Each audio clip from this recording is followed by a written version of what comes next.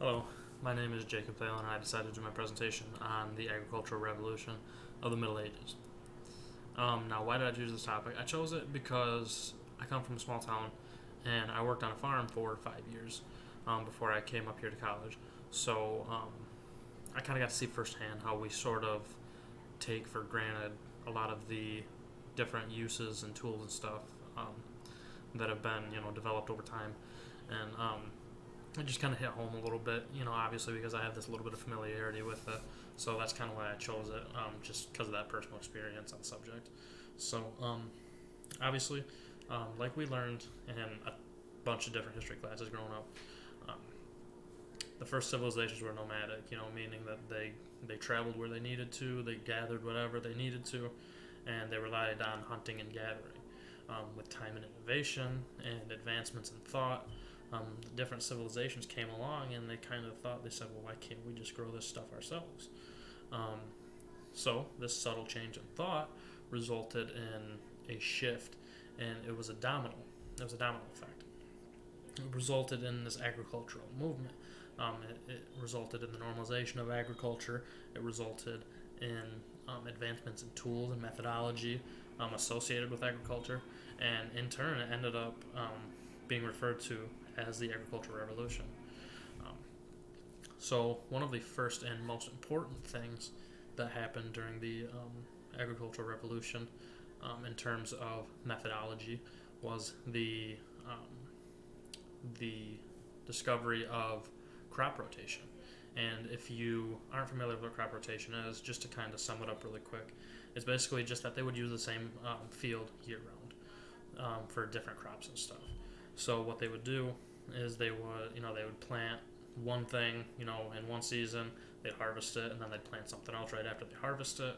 Um, that's just kind of how that worked, in the really general sense, obviously.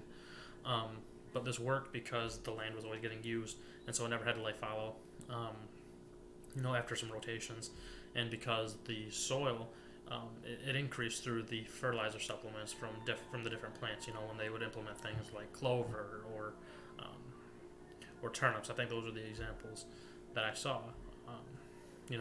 Just the way that they work together. So, like, in addition to like methodology and stuff, obviously tools were very, very important to the growth of the agricultural industry. Now, I could sit here and list tons and tons of different tools and stuff that were developed that have been huge for the revolution and the evolution of agriculture, but I think that probably the most important that I think changed the way that things are done is probably the plow, the field plow. So one of the advantages was that they produced high back ridges, which basically made the field easier to drain. Which, if you're not familiar with farming, drainage is very, very important when you are producing crops. Another advantage is that it turned the soil over, so that way there was better weed control. Obviously, you don't want weeds getting into your plants and killing this or that, the other, taking that soil, the good fertilizer and stuff. And another one was that the plow went through the soil at an aggressive enough rate that they didn't have to cross plow.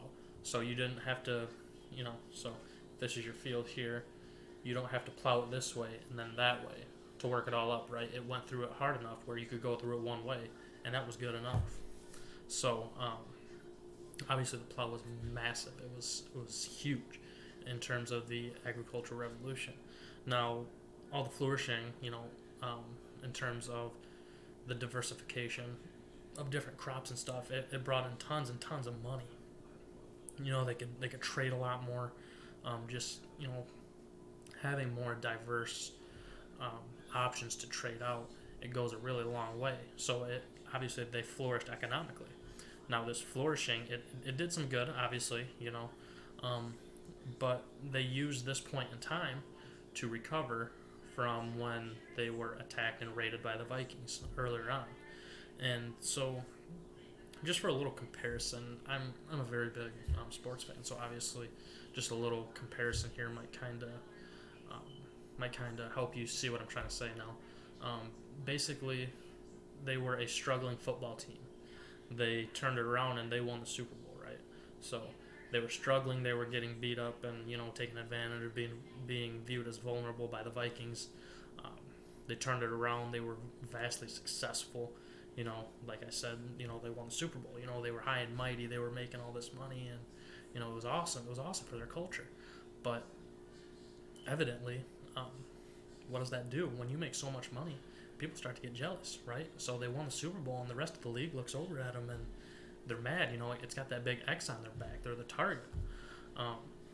So while it was awesome that they reaped all these benefits, they advanced their culture and their technology and everything. They advanced it so far, but it just left them a different kind of vulnerability. Not the same as when they were raided by the Vikings the first time, but it left them a different kind of vulnerability because they were on top, and everybody, when you get on top, people want to knock you off.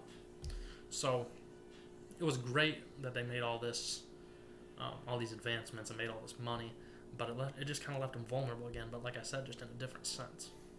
So that's kind of the major points of the agricultural revolution that I'd like to touch on.